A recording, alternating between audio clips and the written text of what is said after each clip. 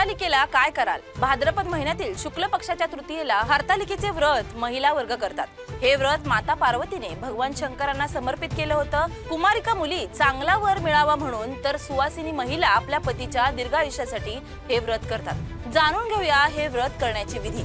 सर्वप्रथम चौरंगावर पिवळं कापड ठेवून त्याची पूजा करावी। त्यानंतर वाळूपासून शिवलिंग तयार करावं आणि त्याला फुलांनी सजवावं आणि चौरंगाच्या उजव्या हाताला तांदळापासून अष्टकमळ तयार करावं। त्यावर कलश ठेवावा। या कलशावर स्वास्तिक काढून त्यात पाणी भरावं। या पाण्यात सुपारी, नाणं आणि हळद टाकावी।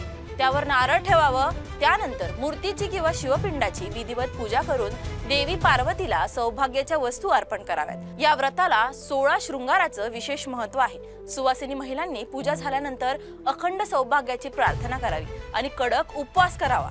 तसेच कुमारी मुलींनी शंकरासारखा आणि इच्छित वर मिळावा म्हणून प्रार्थना करावी। या व्रतातून आपल्याला श्रद्धा, संयम आणि निष्ठेचं प्रतीक असल्याची पार्वतीची भक्ती आपल्याला शिकवते।